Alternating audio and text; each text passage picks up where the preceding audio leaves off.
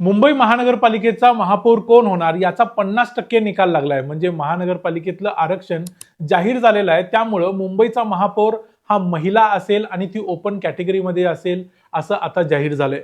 त्यानुसार आता मग प्रश्न पडलाय की मुंबईची महापौर ही कुठली महिला असेल, ही माळ कुणाच्या गळ्यात पडेल. त्यामुळे यामध्ये काही चेहरे आहेत ज्यांच्या नावाची चर्चा आता सुरू झालेली आहे. पण इथे एक गोष्ट लक्षात घ्यायला पाहिजे की मुंबईचा जो कोणी महापौर असेल त्याच्यासमोर एक सगळ्यात मोठं चॅलेंज असेल ते म्हणजे विरोधी पक्षाला हँडल करणं. कारण मुंबईच्या महापालिकेत अनेक वर्षांनंतर, जवळजवळ 30 वर्षांनंतर पहिल्यांदा विरोधी बाकावर शिवसेना असणार आहे. शिवसेनेचे नेते, नगरसेवक, त्यांच्या शिवसेनेच्या रणरागिणी महिला असणार आहेत. त्यांच्या किशोरी पेडणेकर या गटनेत्या आहेत, त्या कदाचित तिथं महापालिकेत विरोधी पक्ष नेते असतील. त्यामुळे किशोरी पेडणेकर त्यांच्याबरोबरच्या या सगळ्या महिलांना हँडल करण्यासाठी एक आक्रमक भारतीय जनता पक्षाची नेता, एक अशी महिला असायला पाहिजे जी या सर्वांना हँडल करू शकेल आणि मुंबई महापालिकेचा जो विकासाचा कार्यक्रम आहे तो देखील राबवू शकेल. त्यामुळे याच्यामध्ये कुणाकुणाची नावं पुढे आहेत आपण ते आता थोडक्यात बघूया. मी आहे रणजित यादव आणि तुम्ही पाहताय द मराठी बाणा. भारतीय जनता पक्षाच्या वतीनं मुंबईच्या महापौर पदासाठी सर्वात पहिलं महत्वाचं नाव घेतलं जातंय ते म्हणजे राजश्री शिरवाडकर यांचं. राजश्री शिरवाडकर या आतापर्यंत मुंबई महापालिकेत 3 वेळा नगरसेवक राहिलेले आहेत. त्या प्रभाग क्रमांक 172 मधून म्हणजे सायन कोळीवाडा या भागातून महापालिकेत येतात.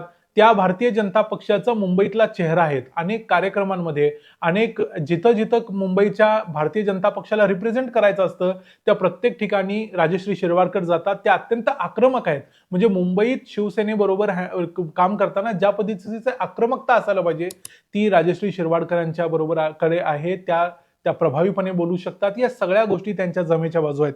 त्यामुळं राजश्री शिरवाडकरांना हे स्थान मिळू शकतं. कारण ज्या भागातून त्या येतात त्या भागातून खरं तर काँग्रेसच्या खासदार वर्षा गायकवाड देखील येतात आणि या संपूर्ण भागामध्ये वर्षा गायकवाडांचा संपूर्ण प्रभाग असताना देखील तिथं त्यांनी भारतीय जनता पक्षाला स्थान मिळवून दिलं आणि मुळापासून त्या बीजेपीच्या असल्यामुळं, अनेक वर्षांपासून बीजेपीमध्ये असल्यामुळं त्यांनी चांगलं काम करून त्या पक्षाला तिथं चांगले दिवस आणलेले आहेत. त्यामुळे त्यांना मुंबई महापालिकेमध्ये भारतीय जनता पक्षाचं एकूणच मुंबईचं नेतृत्व करायची संधी मिळण्याची शक्यता जास्त आहे असं सध्या बोललं जातंय. भारतीय जनता पक्षाच्या वतीनं मुंबई महापालिकेच्या महापौर पदासाठी दुसरं महत्वाचं नाव म्हणजे शीतल गंभीर यांचं. हे नाव तुम्ही या अगोदर देखील अनेक वेळा या निवडणुकीच्या दरम्यान ऐकलं असेल. त्या अतिशय आक्रमक अशा भारतीय जनता पक्षाच्या नेत्या आहेत, मराठी आहेत आणि दादर माहीमचा जो मतदारसंघ आहे जिथं मोठ्या प्रमाणावर मराठी लोक राहतात आणि या मतदारसंघात खरं तर शिवसेना, युबीटी आणि मनसेचा जोर आहे. आणि तरी देखील या संपूर्ण 6 जणांच्या पैकी म्हणजे या भागातले जे 6 नगरसेवक आहेत त्या 6 पैकी 5 नगरसेवक हे शिवसेनेचे आणि मनसेचे आहेत. पण या सगळ्या प्रभागात देखील इथं शिवसेनेचा एवढा जोर असताना देखील वैशाली पाटणकर यांचा 123 मतांनी पराभव करून शीतल गंभीर निवडून आलेले आहेत.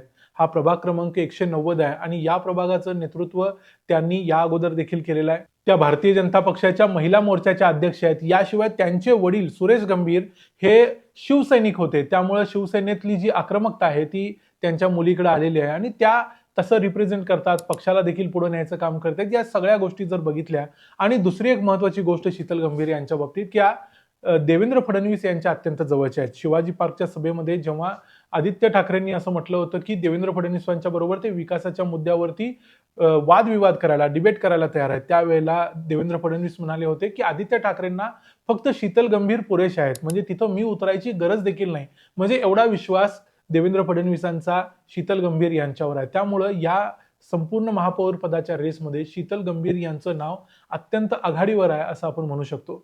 याच्यानंतर तिसरं महत्वाचं नाव आहे या रेसमध्ये ते म्हणजे तेजस्वी घोसाळकरांचं. तेजस्वी घोसाळकर या खरं तर भारतीय जनता पक्षाच्या नेत्या नव्हत्या. निवडणुकीच्या तोंडावर त्या बीजेपीमध्ये आल्या. त्या अगोदर शिवसेना, युबीटी पक्षाच्या नेत्या होत्या.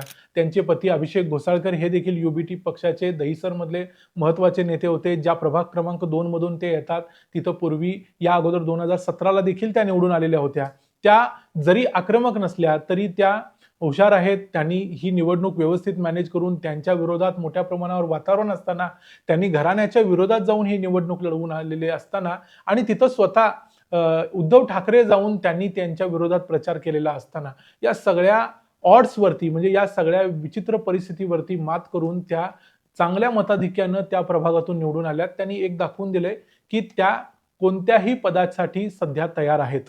त्यांनी भारतीय जनता पक्ष हा नवीन माझा परिवार आहे असं म्हटलंय. देवेंद्र फडणवीसांनी देखील त्यांना काही कमिटमेंट दिलेले आहेत. कदाचित त्यांना हे स्थान मिळू शकतं. मुंबईचं महापौरपद जरी आपण म्हणत असलो की आक्रमक असणं ही इथं एक महत्त्वाची गरज असणार आहे, कारण समोर शिवसेना आहे, पण तरी देखील त्यांच्या शिक्षणाच्या जीवावर किंवा त्यांचं जे आतापर्यंत तिथलं काम आहे याच्या जीवावरती तेजस्वी घोसाळकरांना एक धक्का म्हणून हे महापौरपद दिलं जाऊ शकतं.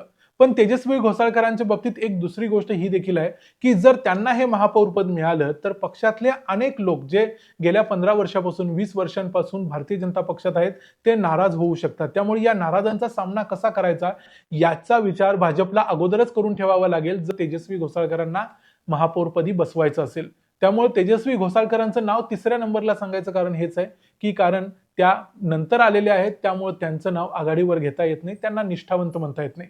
याशिवाय आणखी 3 महिलांची नावं या रेसमध्ये सांगितली जात आहेत. त्यामध्ये एक अलका केरकर आहेत, ज्या भारतीय जनता पक्षाच्या ज्येष्ठ नगरसेविका आहेत. या अगोदर अनेक वेळा त्यांनी महानगरपालिकेमध्ये भूषवलेलं आहे.